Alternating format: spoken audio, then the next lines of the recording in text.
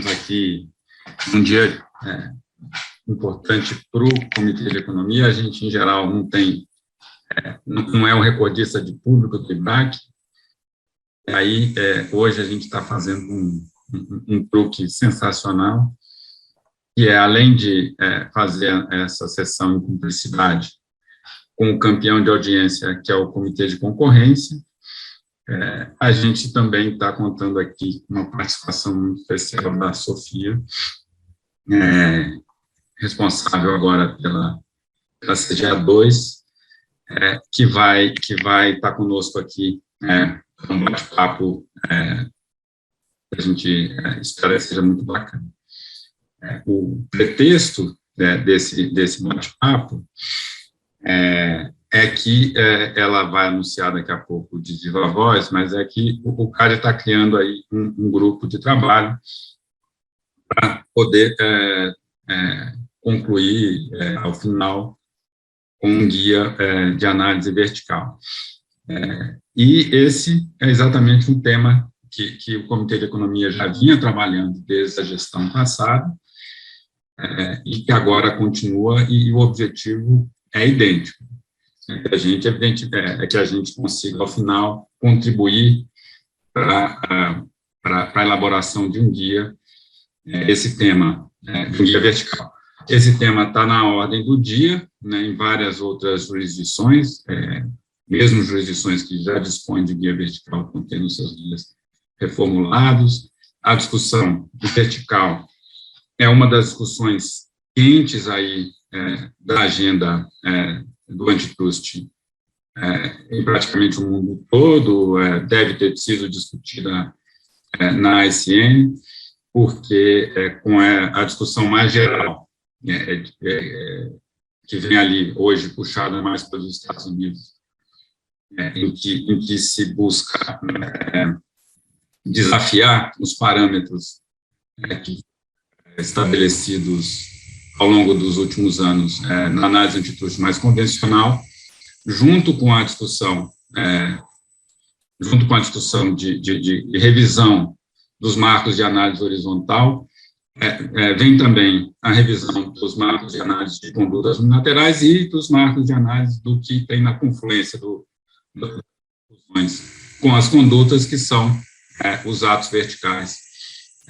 E isso está sendo bastante discutido, e então, portanto, muito oportuno e com muita alegria que a gente tem aqui essa convergência, de trazer a Sofia, que está incumbida de coordenar esse grupo pelo CAD, e a gente aqui do Comitê de Economia, um grupo que está incumbido de olhar o tema vertical também, contando aí com a Adriana e com a Vivian à frente. Então, a Adriana e a Vivian vão conduzir a conversa com a Sofia. Eu só aqui fazendo uma pequena introdução, passando logo em seguida para a Renata, pelo Comitê de Concorrência, também para fazer as honras da casa conjunta e começar o bate-papo com a Sofia, agradecendo também a presença de todo mundo e do nosso presidente, que está aqui com a câmera fechada, mas prestigiando também essa conversa com a Sofia. Obrigado. Vamos ter aí uma hora de conversa muito agradável e muito produtiva, espero. Obrigado a todos. E todas, e todes. Obrigada, Bernardo. Sofia, bem-vinda aqui ao nosso Café com Debate, A gente, para quem acompanha o IBRAC, a gente tem convidado todos os coordenadores realmente para esse bate-papo. A ideia é que você, acho que Vivian e a Adriana têm algumas perguntas, e que a gente faça isso da forma mais interativa possível. Mas só para esquentar um pouco os motores, acho que muita gente conhece seu currículo, é um currículo bem impressionante, Você é bacharel em Direito, Relações Internacionais e Economia, tem mestrado, tem doutorado, vem se especializando aí na área, ficou bastante tempo no gabinete da presidência e está agora na Superintendência Geral, na Coordenação 2, mas a gente queria que você contasse um pouco da sua trajetória aí, né, profissional até a chegada aí na coordenação, que você assumiu relativamente recente, né? E falar também um pouco, se puder, falar um pouco como está a estrutura aí da Coordenação 2, como vocês têm organizado o trabalho. A gente tem pedido isso para todos os coordenadores, a gente acha que é uma informação bem, bem rica aí para os advogados e economistas atuantes na área. Perfeito, Renata. Obrigada pela oportunidade a todos do IBRAC, obrigada por estarem aqui hoje, os que puderam, né, chegar aí no horário. Teve um probleminha aí com o horário, mas enfim, deu tudo certo. É um prazer estar com vocês. Eu descobri o CAD, né, há não muito tempo. Minha prática privada, eu não sou de carreira, a minha prática privada na advocacia era em mercado de capitais e atuei também com arbitragem antes de vir para cá. E me encontrei muito em direito econômico por motivos óbvios, acho que da minha dupla formação. Tripla por conta de relações internacionais, mas enfim, eu sou uma apaixonada pelas interseções entre o direito e a economia. Quando eu entrei no CAD, eu iniciei aqui no estágio de pós-graduação do gabinete da SG, eu aprendi muito com Alexandre Cordeiro. Quando ele, então, subiu à presidência, eu assumi a chefia da assessoria técnica da presidência, que também foi uma vivência muito importante para mim, de estar no tribunal, e que eu acho que hoje, estando na SG, me ajuda muito, porque é muito importante para o CAD ser um órgão coeso, e essa coesão parte exatamente da interlocução, de você saber a realidade, né, das duas unidades, das duas subunidades, né, que uma unidade é o CAD. E foi muito importante esse período da presidência, trago grandes amigos dos assessores, enfim, a gente sempre se ajudou muito. E hoje aqui na CGA2 fui muito bem recebida, estou há 3 meses na coordenação. Eu sempre fiquei muito impressionada com a qualidade técnica de quem está no CAD, especialmente com a motivação dos servidores. Assim, não é difícil liderar no CAD, a gente tem já um corpo técnico de altíssima qualidade. E aqui na CGA2, a gente tem, né, vou falar um pouco mais desses desafios, mas acho que um dos maiores desafios é o volume. Volume e complexidade, né? Sempre. Mas a gente tem um fluxo muito grande aqui na 2, obviamente por conta dos mercados pelos quais estamos responsáveis. E em razão disso, e também por uma questão de custo transacional, também devemos falar bastante aqui, eu decidi subdividir a coordenação geral em 2 coordenações temáticas. Então, hoje, apesar de Letícia ser a coordenadora de teoria, eu também tenho um coordenador de fato, que é o Marcelo. Marcelo, vocês já devem conhecer, está aqui nos assistindo também. Ele tem uma experiência muito grande em acompanhar casos de financeiro, e hoje a gente tem Letícia responsável pelos mercados de saúde e educação, com um time aí que tem uma memória institucional preciosíssima, e Marcelo fica com a parte de financeiro e outros. E esses outros aí vocês devem saber que cai muita coisa, até porque o próprio mercado financeiro, em razão do seu efeito sistêmico, tem uma interlocução muito grande com os demais mercados. Então, é mais ou menos assim que a gente está dividido por aqui. E também nessa área de Marcelo, a gente tem um acompanhamento de decisão sendo realizado, a gente vai falar um pouquinho mais disso, agora foi institucionalizado o que já acontecia antes, que é a SG subsidiar acompanhamento de decisão, mas agora a gente faz isso diretamente na coordenação, e está também nessa área de Marcelo, especialmente Franklin, que também está nos assistindo aqui, o servidor que tem controlado junto comigo, one-on-one, essa parte de acompanhamento de decisão que é tão importante, que é o pós-venda do CAD, né? Então, é mais ou menos assim que a gente está organizado. Ana, vou chamar de Ana, então, né? Provocado lá pelo Bernardo, para ver se a gente consegue um pouquinho mais de tempero. Então, a nossa discussão aqui tendo em vista, né, que vocês tomam conta de setores que são muito importantes, né, do ponto de vista econômico e social, né, você mencionou, né, saúde, educação, mercado financeiro, a gente gostaria de ouvir um pouco mais sobre quais setores que estão mais sobre o radar da coordenadoria, que setores vocês estão querendo olhar com mais cuidado ao longo desse ano, dos próximos meses. Perfeito, Adriana. Com certeza, saúde e mercado financeiro. Essas são as nossas prioridades por escolha e não só por escolha, né? Por necessidade mesmo. Então, inicialmente, mercado de saúde, né? Trouxe aqui uns dados para vocês. Em 2021, a gente analisou 43 casos, dos quais 50% foram casos sumários, em série de controle de estruturas, e foram notificados 38 casos, sendo 60% deles sumários. Esses casos no mercado de saúde, eles estão distribuídos, né, entre casos que envolvem plano de saúde, corretores e agentes de seguro, que aí vai pegar também a administração de benefícios, obviamente, atividades auxiliares, a Previdência também pega a administração de benefícios, e atividade de atendimento hospitalar, que é, em sua maioria, mais de 60% dos casos. Essa proporção é quase a mesma quando a gente está falando dos casos, estou trazendo aqui, né, os analisados e os notificados, mas, assim, é um volume relativamente alto, para uma coordenação com a quantidade de servidores que a gente tem, e muito porque o nível de complexidade, né, desses casos. Eu diria que no mercado de saúde, a gente está tendo esse movimento de verticalização, esse foi um dos motivos que surgiu inicialmente, né, a nossa ideia de criar esse grupo de trabalho e conseguir se debruçar um pouco mais, mas a gente vai falar especificamente sobre isso, acredito eu.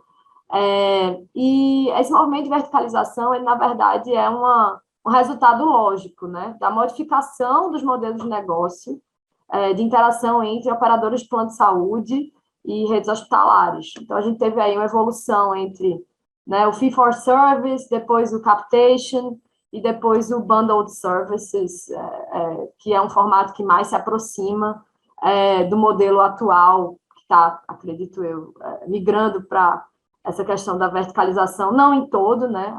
O ideal é que o consumidor possa escolher entre um serviço verticalizado e um serviço não verticalizado, mas o bundled services, ele já era um modelo de remuneração por performance. Então, acredito eu que ele mais se aproxime aí desse modelo de verticalização que a gente está vendo. Então, o grande desafio hoje de saúde é a gente conseguir, né, conciliar essa intervenção responsável e pontual para garantir ao consumidor um serviço de qualidade e por um preço justo, que a gente está olhando aqui para a concorrência. Então, acredito que no mercado de saúde, esses são os pontos principais aí. Existem algumas discussões hoje, né, sobre definição geográfica, que a gente também tem se debruçado um pouco melhor, tentado aproximar ao máximo a nossa análise à realidade. Isso tem desafios óbvios. O primeiro deles é que a gente não está olhando aqui, tem uma assimetria informacional sempre muito grande entre CAD e o empreendedor. E, em segundo lugar, a gente, obviamente, tem que ponderar, né, essa questão de aproximar da realidade e de trazer segurança jurídica ao jurisdicionado. Então, a gente também não pode estar sempre mudando métrica e tem que sempre avisar, né, quando a gente for mudar a métrica e trazer essa mudança de uma forma muito esperada, muito tranquila, muito responsável. Então, eu acredito que esses sejam os grandes pontos aí do mercado de saúde. Indo para o mercado financeiro, um último ponto do mercado de saúde, que eu acho que é importante colocar aqui, com relação às sobreposições horizontais, principalmente, né, é a discussão sobre o que é um remédio efetivo.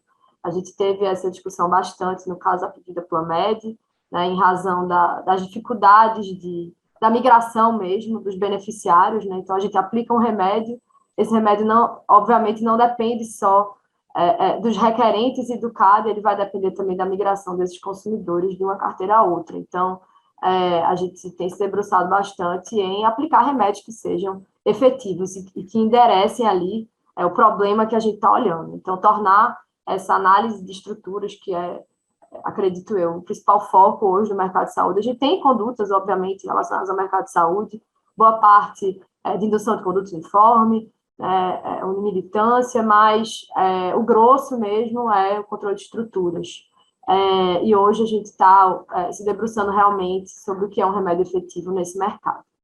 E agora, indo para financeiro... Sofia, deixa eu continuar aqui no mercado de saúde, e bom dia a todos.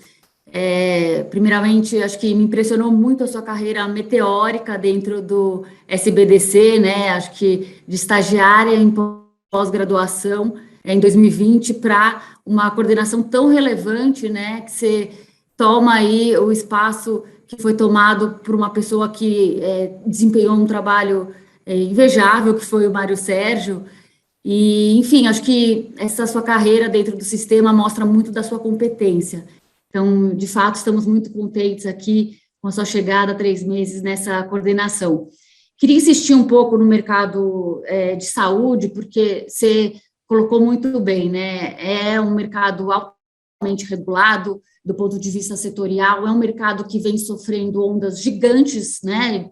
Concentracionistas. Você trouxe esses dados, né? E acho que é o setor que mais notifica para o CAD. Teve esse pico de 2020 de 48 ACs, e você pontuou algumas das preocupações, eu ia adicionar entre elas a questão das participações societárias cruzadas, né, ainda que minoritárias entre as empresas de diferentes grupos econômicos. Você trouxe a questão também das integrações verticais, e trouxe um pouco dessa questão do acompanhamento, do enforcement em relação a essas preocupações. O que eu queria te perguntar é como se dá a interação com a ANS nesses casos e como está sendo o diálogo com a agência. Perfeito, Vivian. Eu vou falar de financeiro ainda, viu? Tranquilo. Obrigada pelos elogios. Não sei se estou totalmente à altura. Mário realmente fez um trabalho excepcional. Lilian, depois que sucedeu o Mário, não tenho o que falar da competência dos dois, então é muita responsabilidade. Mas o pessoal aqui ajuda bastante, a equipe é muito boa. E liderar isso, né? Você fazer a equipe se sobressair. Acho que esse é o papel da gente aqui. A interação com a ANS, ela é muito positiva, tanto com a ANS quanto com o Banco Central. O Barreto, no discurso de encerramento dele, falou algo que eu nunca vou esquecer, que o CAD ele é uma ilha de eficiência na administração pública, mas as ilhas precisam ter pontes, né? Porque senão até a inovação fica restrita. E a inovação parte mesmo da interação entre os órgãos. Então, o CAD, ele, graças principalmente à gestão de Barreto, e acho que hoje o Cordeiro está fazendo também uma sucessão muito boa nesse sentido, é criar e fortalecer as pontes que a gente já criou.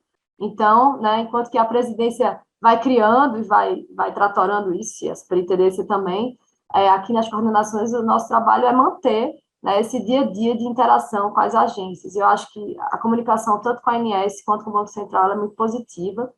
A gente também teve o desenvolvimento do painel de informações de mercado, o PIM, adoro fazer a propaganda disso, que a gente usa bastante por aqui. O PIM, ele nada mais é do que uma API construída pelo CAD com base nos dados abertos da ANS.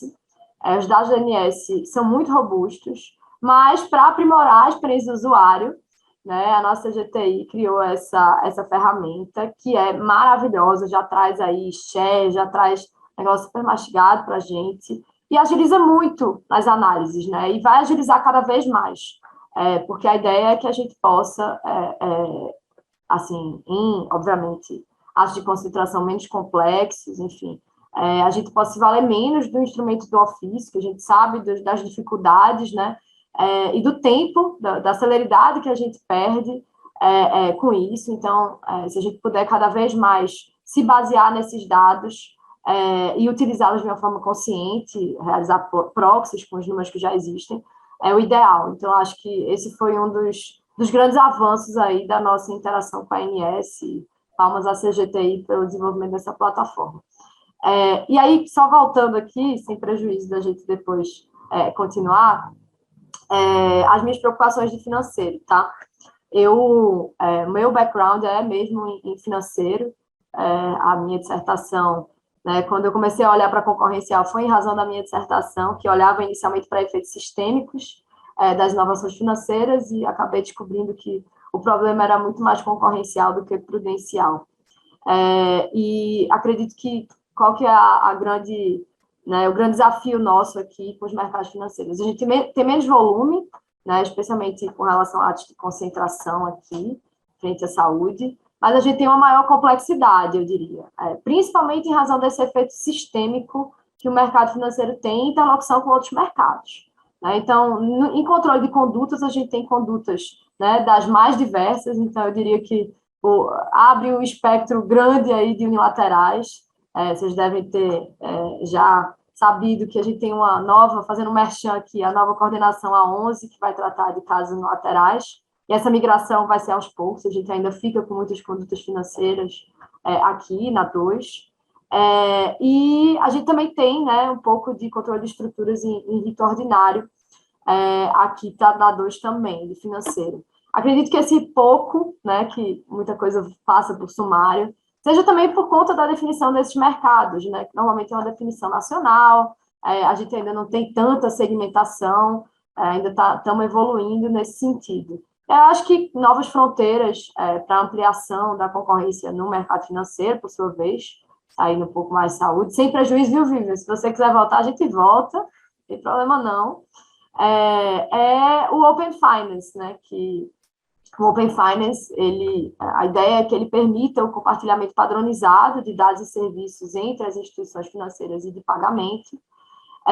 E a base do Open Finance é o princípio da reciprocidade, né? Para que uma instituição ela seja receptora dos dados, ela também precisa, em contrapartida, atuar como transmissora desses dados. E, obviamente, a gente, assim como a gente faz com a ANS, a gente tem tentado ter uma interação muito próxima ao Banco Central, para que o que foi construído até agora, de evolução no mercado financeiro, né, de trazer mais inovação para o mercado financeiro, possa ser mantido. Né? E, obviamente, não é porque foi construído um marco regulatório excepcional, né, especialmente em razão da atuação do Banco Central, que vão deixar de existir problemas concorrenciais. Pelo contrário, né, graças a Deus, o empreendedor ele é muito inovador, muito criativo. Então, sempre vão surgir novos desafios concorrenciais, ainda que diante desse arcabouço robusto normativo que a gente tem hoje. E acho que, além do Open Finance, né, a concorrência entre arranjos de pagamento também é um grande tema que a gente vai enfrentar cada vez mais por aqui. Não sei se eu respondi, saiu um pouquinho aí da sua pergunta, né, só para complementar o final da resposta, viu? Uma outra pergunta que a gente preparou também aqui é sobre as iniciativas recentes da Superintendência, da SG, que você gostaria de destacar, em especial em relação à análise de atos de concentração. Né? Que outros pontos você gostaria de destacar? Perfeito, Adriana. Então, eu acredito que a gente tenha, principalmente aqui na coordenação, evoluído muito com relação à utilização de dados, né, de Big Data mesmo. Então, nós tivemos o caso da Vitro-Unicesumar, que recentemente foi aprovado sem restrições e transitou julgado sem avocação também. Foi um caso emblemático pela atuação, né, em cooperação com o Projeto Cérebro, e também porque ele envolvia apenas o mercado EAD, e isso também tornou mais desafiador com o advento da pandemia e como a pandemia também revolucionou o mercado da educação à distância no Brasil. E obviamente, assim como saúde, um mercado muito sensível, né, muito importante para a sociedade brasileira. Então, esse caso, a gente teve aí uma redução, não sei se vocês tiveram a possibilidade de ler o parecer, eu até divulguei nas redes, a gente tinha inicialmente 3.907 mercados relevantes, eu sei os números de cabeça, porque falamos tanto a respeito que memorizou. Esses números eles foram diminuindo na medida que a gente ia aplicando os fluxos, os mercados eles eram fruto de, né, uma composição entre curso e município, que era o recorte geográfico ali, que a gente utilizou, e a gente foi desenvolvendo esses filtros, procurando, sem prejuízo, obviamente, da nossa análise das etapas da nossa análise trazidas no Guia H, tentando tornar a análise mais inteligível possível. Então, qual que era o nosso propósito? Ver o que causaria problemas concorrenciais, e como é que a gente enfrenta isso, né, sem prejuízo de estar falando de rivalidade, de probabilidade, mas de uma forma assim, parar e pensar, sair da caixinha. Então, acho que esse é um grande ponto aqui da análise de estruturas, né? Como é que a gente pode... Tudo bem, a gente tem o passo a passo, e o passo a passo existe porque é importante a previsibilidade, é importante para o jurisdicional saber o que é que vai estar sendo analisado, mas sem prejuízo de ter esse passo a passo, qual é o problema concorrencial, qual é a hipótese de fechamento de mercado que a gente está analisando aqui.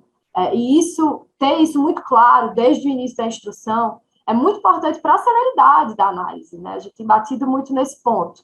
Então, saber onde você quer chegar, saber qual que é o plano B, né? Se as respostas dos ofícios vierem como a gente pensava, qual é o plano B? O que é que a gente vai fazer depois disso? Então, realmente um planejamento de instrução.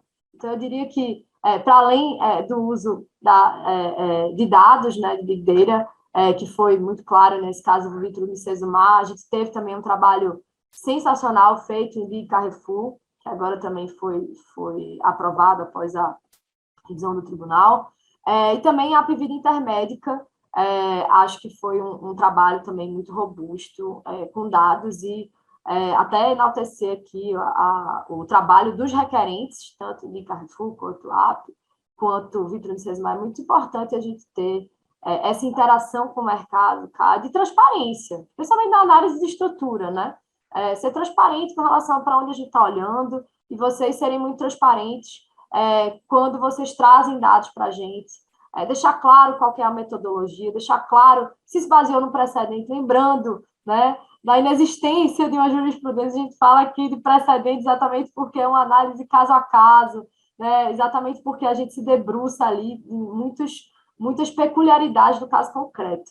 Então, é muito importante a gente ter essa qualidade da parte de vocês também. Eu diria que a outra fronteira, o último ponto que eu ia trazer com relação à análise de A6 aqui no CAD, além do uso de Big Data e além dessa questão do planejamento, né, da instrução, seria realmente a utilização cada vez mais de tecnologia.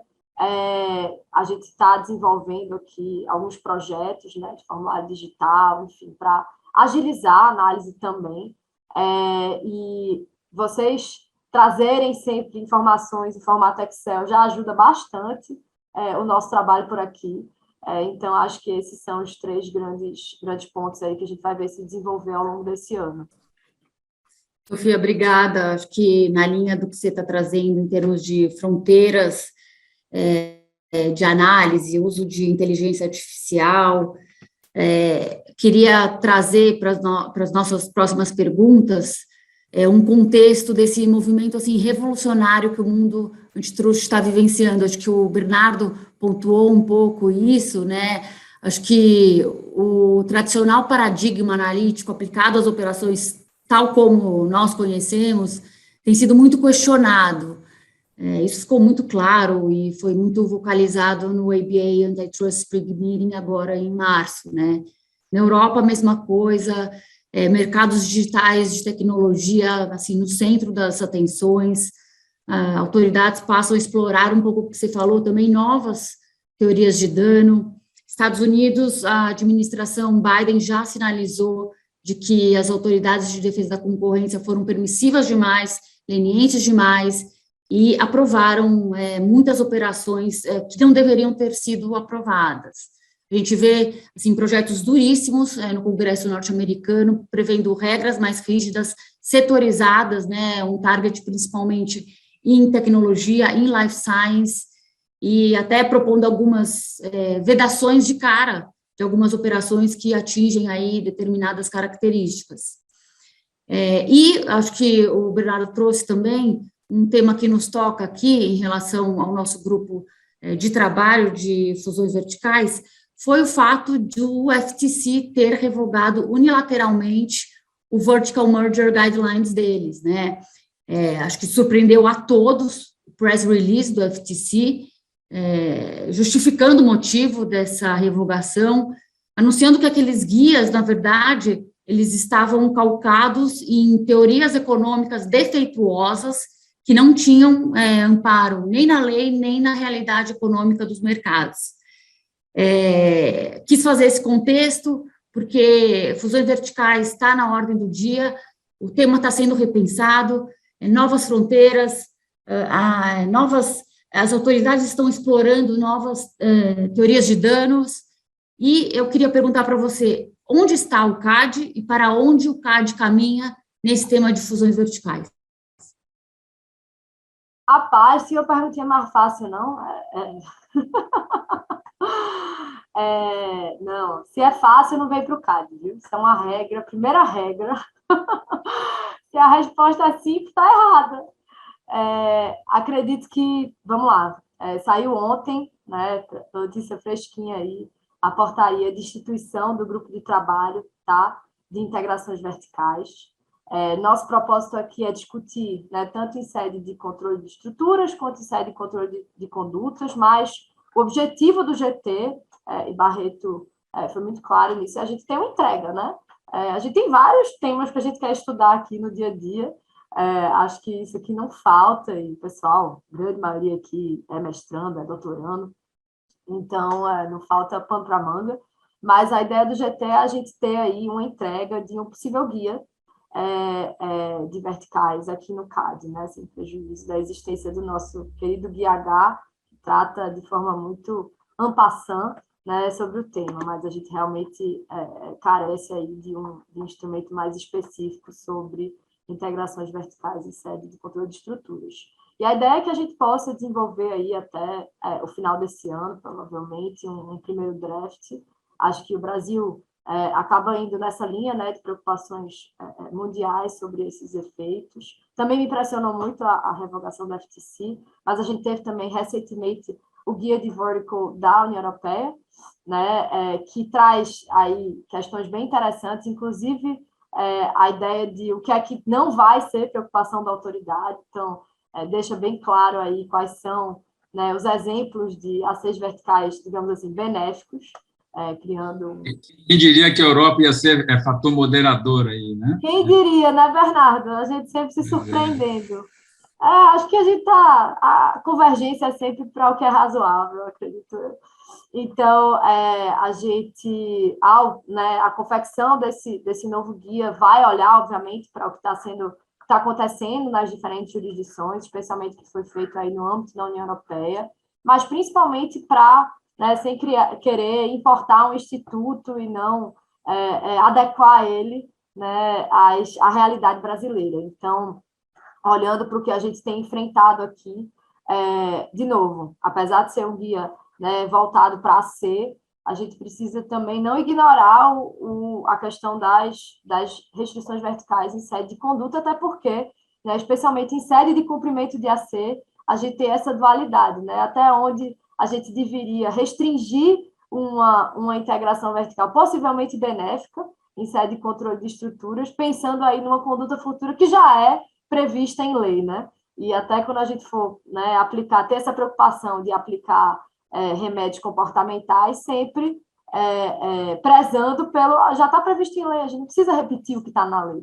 A gente precisa ser crítico e pensar no que vai funcionar, no que a gente vai aplicar e efetivamente vai funcionar. Então, eu diria que a gente está olhando para isso, né? E nessa confecção desse guia, acredito que trazer o raciocínio econômico é fundamental. Essa espécie, né, de advogado economista é uma espécie meio crazy, viu? Mas é legal porque a gente acaba... Né, eu fico muito impressionada quando os advogados têm tanta particularidade com temas econômicos, né, que a gente passa aí 6 semestres de microeconomia para entender, enfim, ter particularidade com os conceitos, mas eu vejo advogados assim sendo brilhantes aqui no CAD com esses conceitos, é muito legal ver essa interlocução, mas eu acho que o ferramental econômico ele é essencial para a gente pensar em restrições verticais, já até emendando com o teu questionamento sobre a confecção aí do guia, enfim, o GT que a gente está criando. Então, pensar, né, como é que a gente vai olhar para a tríade, né, habilidades, incentivos e efeitos, e como é que o ferramental econômico ajuda a gente a ter um senso crítico que se aproxime mais da realidade, que a gente não fique criando elucubrações do regulador aqui. Então, acho que, assim, eu sou muito crítica com relação à criação aí de novas condutas, né, de como é que a gente tem sido cada vez mais duro nisso aí, sem prejuízo. Acho que a nova economia de dados, ela traz realmente desafios importantes para o direito concorrencial, mas também acredito eu que a gente também não pode ficar deixando de dar essa previsibilidade para o jurisdicionado sobre quais são os pontos relevantes para onde a gente está olhando. Então, é sempre esse trade-off entre a gente não deixar de olhar o que é importante, mas a gente dá previsibilidade para o que a gente vai olhar. Né? E aí eu até diria que a economia nessa tríade ela é importante em determinados aspectos, né? E sem prejuízo de outros, mas eu pontuaria como principais. Né? Quando a gente está olhando para o quesito habilidade, tanto o cálculo do market share, quanto, especialmente, a relevância do insumo no custo de produção. Então, a gente ter esse olhar crítico da economia para saber, né, qual que é o insumo mais relevante que vai trazer esse efeito de fechamento aí, que a gente está olhando em série de restrições verticais. A estrutura competitiva do mercado a montante, com certeza é algo que a gente precisa trazer o ferramental econômico para olhar de uma forma crítica. Custos de troca, de transação, a relevância da marca, reputação e renegociação dos contratos também, mas acho que o direito complementa bem a economia quando a gente está olhando para esses pontos. Depois, em sede de incentivos, né? Análise da racionalidade, da lucratividade da conduta. Então, a gente tinha, inclusive, né, Bernardo, conversas ali no ICN sobre a importância até dos requerentes terem essa noção crítica de trazer o que efetivamente foi apresentado para o Conselho de Administração na hora de aprovar, né, uma fusão. E, com certeza, esses documentos vão trazer a realidade, ou, enfim, algo próximo da realidade do que estava prevendo com aquela operação. Então, é muito importante para a gente ter em mente aqui no CAD que não vai haver incentivo, né, se provavelmente você não tiver uma lucratividade ou no curto, ou no médio, ou no longo, que não quer dizer que a gente pode ter aí uma renúncia de lucratividade no primeiro momento para depois oferir isso no longo prazo. Mas a teoria precisa se sustentar, precisa ficar de pé, como diria Barreto. Isso fica de pé, né? E, finalmente, aí, a análise de desvio da demanda, né? Com certeza, é algo que o ferramental econômico nos ajuda muito, a análise das margens de lucro relativas com relação ao mercado montante e mercado ajusante, e olhar de forma responsável, né, para teorias de abusos exploratórios. Eu digo responsável para não ser criativo demais. Então, assim, às vezes eu acho que o regulador ele não pode ser mais criativo que o empresário, não, viu? Tem alguma coisa de errado quando o regulador é mais criativo que o empresário. Já é difícil a gente se colocar, né, no lugar do empresário e ir para o outro lado da mesa. Então, acho que esses pontos aí vão ser bem relevantes. E, finalmente, análise de efeitos, que sempre vai ser residual, porque, na grande maioria das vezes, vamos morrer em habilidades e incentivos, mas a utilização de evidências de forma muito similar ao que a gente já fazia no dia H, acredito eu que é algo relevante para a gente ter aqui em mente. Não sei se falei demais, né, Vivian? Não, você cobriu perfeitamente as perguntas que a gente tinha feito em termos de análise procedimental, e é uma alegria mesmo esse GT tendo sido criado, e o nosso GT aqui do IBRAC quer fazer uma interlocução muito próxima com vocês. Quem sabe a gente institucionaliza, né, e promove um crossover entre os grupos e faz um protótipo de coisas também, e diálogos tão importantes entre o administrado e o administrador, o regulador. Obrigada, a gente fica à disposição, assim, do que a gente já construiu o ano passado. O Bernardo falou que a gente tem o material também, contem conosco. Eu vou pular para a última pergunta, já que você tocou na pauta das teorias de dano, na sua resposta anterior. O que a gente tem visto recentemente, aí na onda das Big Techs, é que, em alguns casos, o uso de dados, eles vêm um pouco a reboque no negócio, né, sendo adquirido. E esse é um fator que ganha cada vez mais relevância. onde você vê espaço para encaixar esses tipos de aspectos que não são tão tradicionais, né, como o uso de dados na nossa análise? E se isso tem espaço no nosso arsenal de ferramentas? Bom, primeiro vou dizer que vocês não ficam à disposição de ET, não, viu? Vocês vão entrar no cronograma. Vamos chamar, vamos ter o IBRAC aí trazendo seminários com resultados. Essa interação, ela é essencial. Não vai existir guia sem a opinião do mercado e sem as contribuições do mercado, que são importantíssimas aí para esse novo passo nosso por aqui. E com relação Pode contar com a gente, Ana, pode contar com a gente. Vamos trabalhar. É oficial bastante. agora, já está em rede nacional, Sofia. Então não tem mais volta. 80 testemunhas, pelo menos. É para não ter volta mesmo. E passando aí para a tua pergunta com relação à utilização de dados, de novo, o caminho né, da razoabilidade é sempre o melhor. Eu acho que a gente não pode ignorar, né, que os dados como insumo econômico, como insumo da atividade econômica, com certeza, a gente já deu esse passo.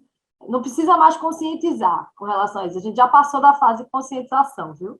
Agora é a fase procedimental, né? Como é que a gente encaixa isso na nossa caixinha de ferramenta lá antitrust? E para fazer isso, eu acho que parte de um senso crítico, tanto do lado de vocês como do nosso. Né? Nem tanto ao céu, nem tanto à terra. Então, a gente tem que ser muito crítico sobre como é que os dados efetivamente vão trazer esse efeito de alavancar a atividade desse concorrente, né? Falava muito, até escrevi sobre isso num artigo aí que saiu no último livro do IA, sobre o uso de soft information em análises creditícias, né? Então, como é que uma fusão envolvendo mercados adjacentes e mercado financeiro, ela poderia alavancar a partir do uso de soft information. Então, desse histórico de consumo, como é que esse histórico de consumo vai influenciar na concessão de crédito. E, assim, não é algo elementar, mas precisa ser analisado com muita responsabilidade, porque a gente também não pode, é isso que eu disse, né, ser mais criativo que o empresário. Então, muitas vezes, né, esse dado, especialmente o raw data, né, não tratado, ele vai... o tratamento é parte desse dado, né? Então, assim, às vezes você tem o raw data e você não tem capacidade ali de realizar esse tratamento, isso não vai ter o efeito desejado. Mas acredito que a gente tem olhado para isso de forma crítica, tem dado passinhos aí importantes, que vão se aproximando da realidade das outras jurisdições.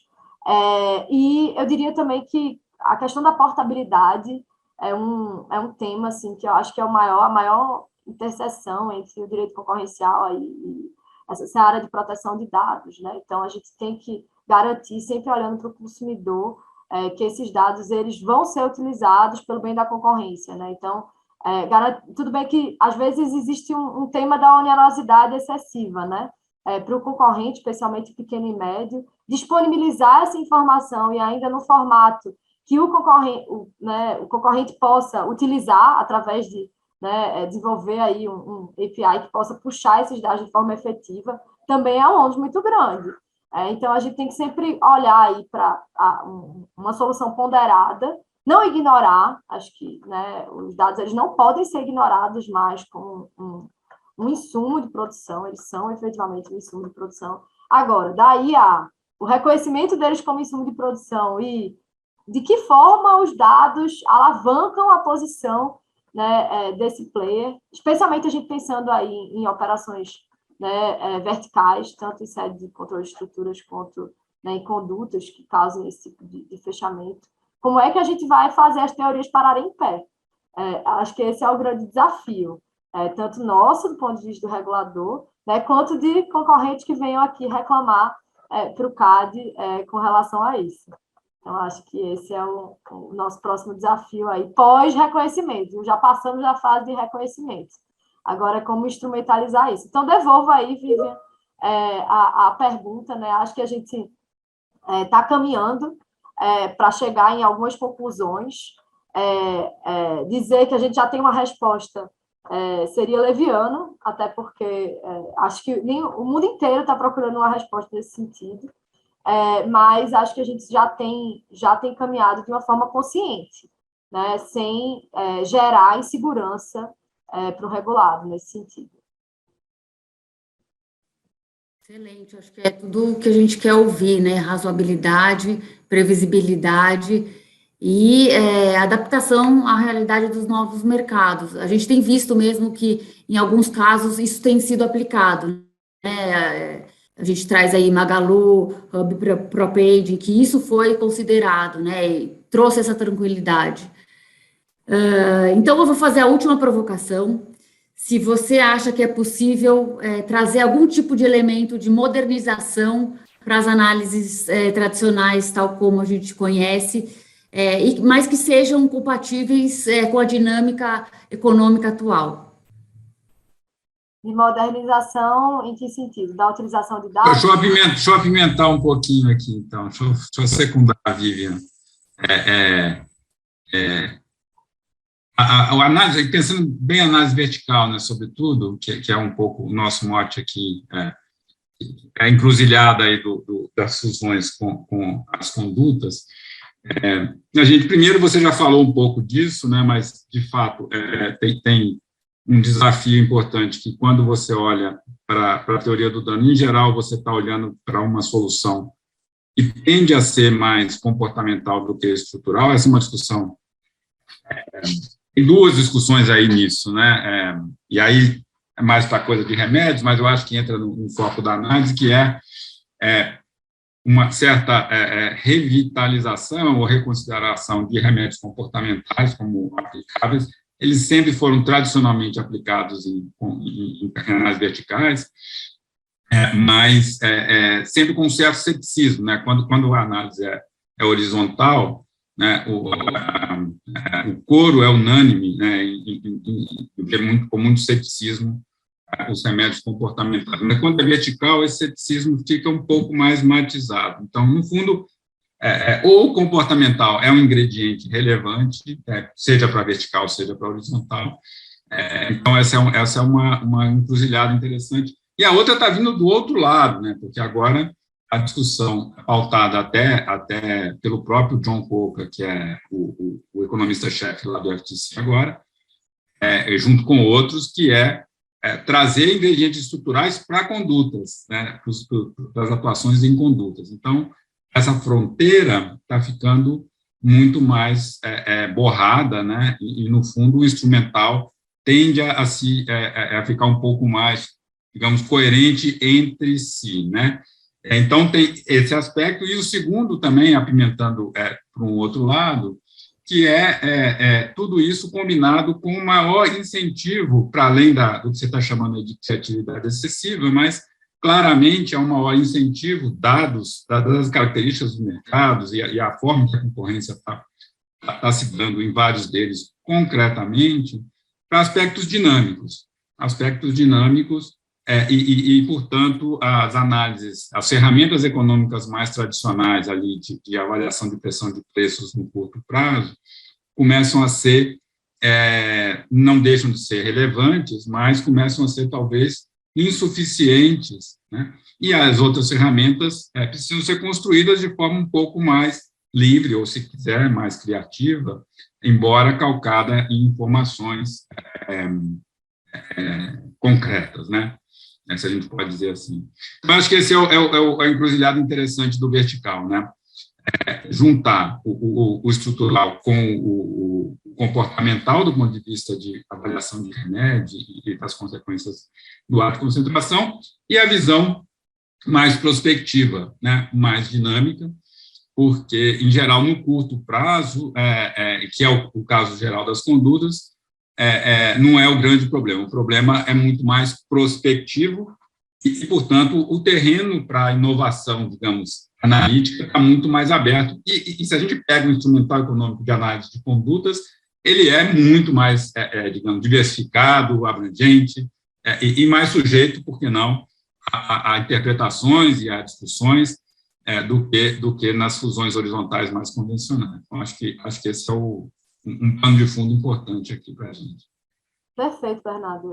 Eu concordo aí em gênero e número e grau com você com relação a esse blurring, blurring frontiers, né? Eu acho que as integrações verticais, elas vêm para demonstrar isso, né? E acredito eu que até para a evolução da análise de condutas unilaterais no CAD, é muito importante essa interlocução.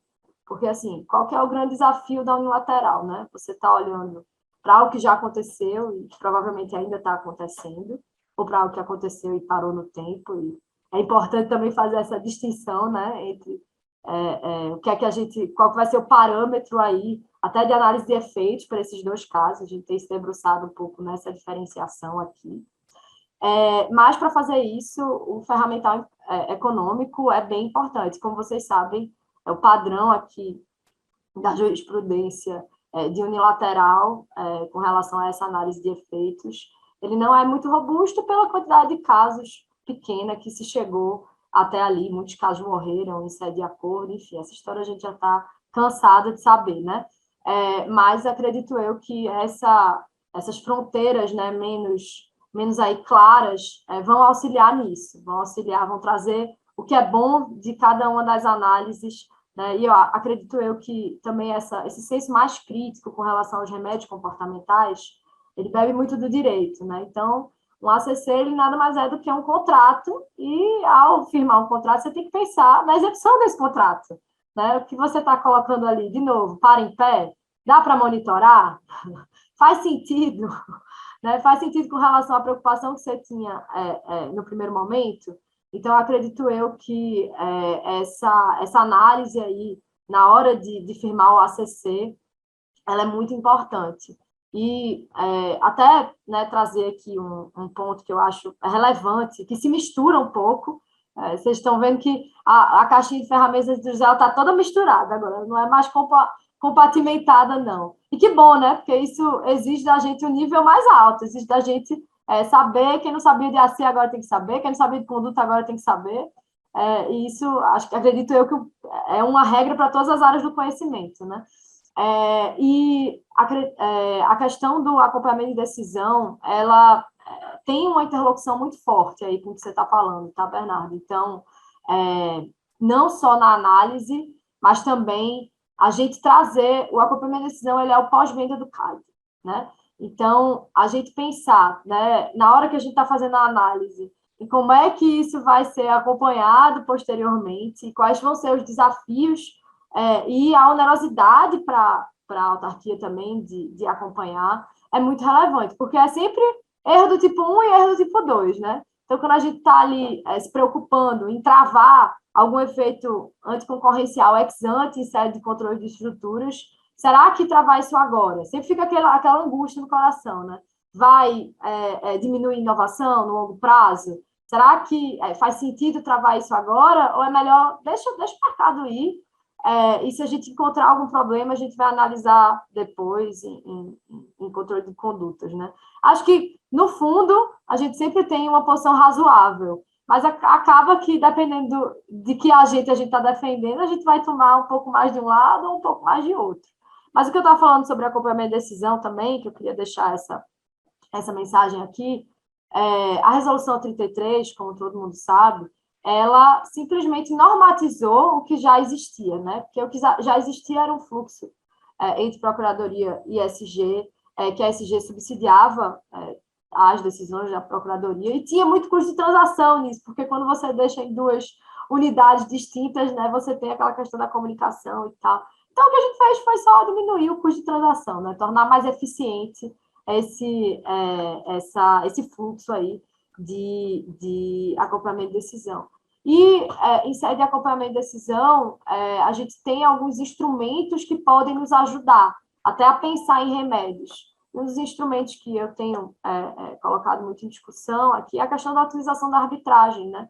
Como é que a gente teve aí 5 casos de atos de concentração que terminaram com ACCs, que tiveram a inclusão de cláusulas arbitrais, para que terceiros que, enfim, se vissem discriminados, né, de entrar naqueles mercados, pudessem utilizar do instrumento arbitral.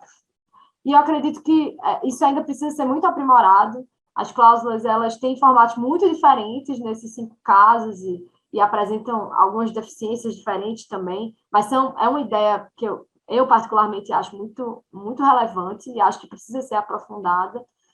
Então, talvez esse seja aí um caminho para que a gente possa tornar mais eficiente o monitoramento e, ao mesmo tempo, ao aplicar na nossa análise, né, esse ferramental, possa estar pensando no próximo passo. Então, quando a gente está firmando o contrato, a gente precisa pensar na execução dele. E antes da gente firmar o contrato e sinalizar quais vão ser os pontos relevantes daquele contrato, a gente também precisa estar pensando na execução dele. Então, está sempre um passo à frente para que a gente possa... Tomar cuidado com o que você deseja, né? Exatamente. Pronto, se eu pudesse deixar uma mensagem aqui essa: tome cuidado com o que você deseja. Grandes poderes, grandes responsabilidades, e de sempre.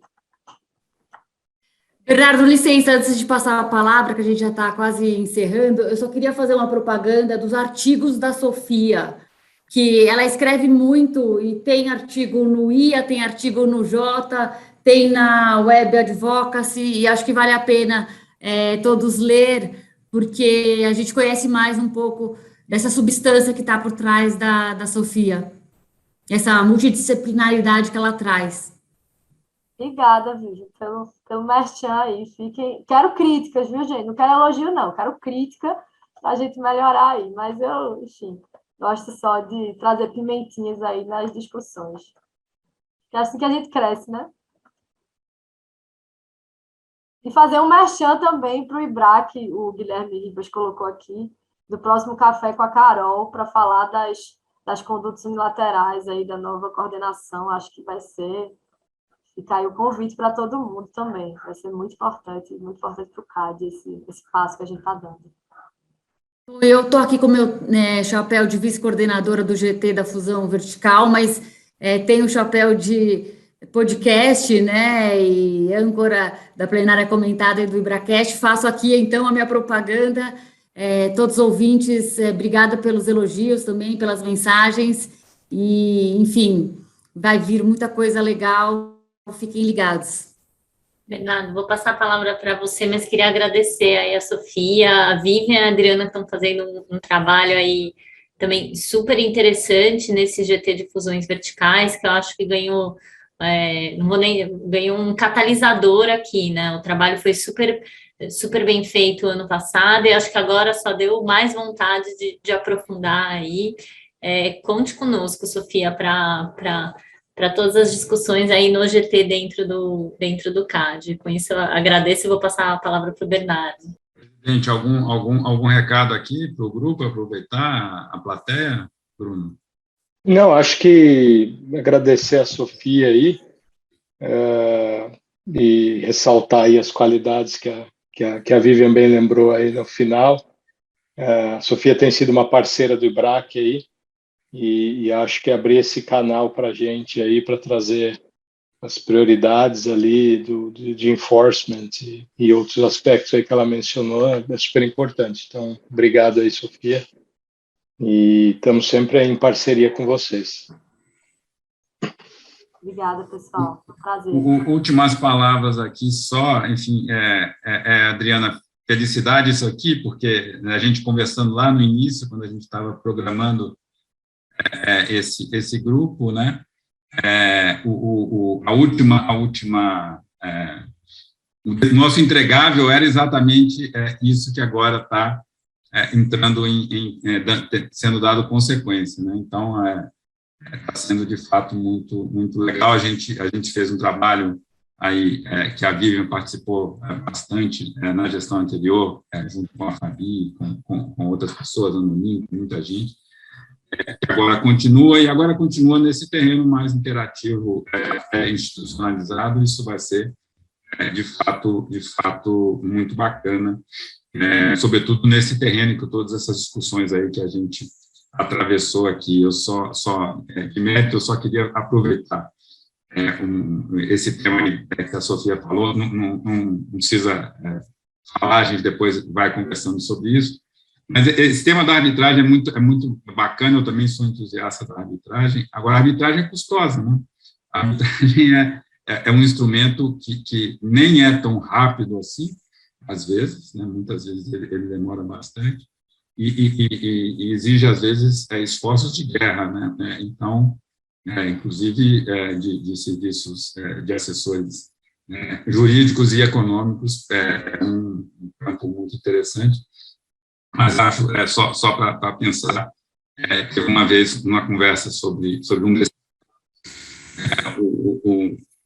um cliente, uma das partes comentou, puxa vida, agora mais uma barreira à entrada, agora além da gente ter que tentar entrar no mercado, a gente ainda tem que enfrentar um processo arbitral para poder conseguir o nosso espaço competitivo. Então, bacana, acho que tem que estar no caminho, né, no arsenal de instrumentos, junto com o trustee, com mediação, com a própria intervenção da superintendência, do CAD, etc., mas tem que pensar também um pouco pelo lado do administrado, às vezes tem outros ingredientes aí. Mas esse é só um comentário final para aproveitar a audiência. Aliás, fazendo aqui também obrigado, assim, a gente está aqui se valendo da audiência trazida pela Sofia e pelo Comitê de Concorrência, além do nosso grupo, do nosso Comitê de Economia. Então, agradeço muito a todo mundo, a Sofia aí por nos trazer essas mensagens todas, essa discussão, e que, inclusive, pela dupla formação, trazendo aqui discussões de mérito relevantes já diretamente aqui na nossa conversa. Eu acho que esse já é um preâmbulo do que nos espera no trabalho lá no grupo, junto com vocês. Então, foi uma alegria, obrigado a todos nós.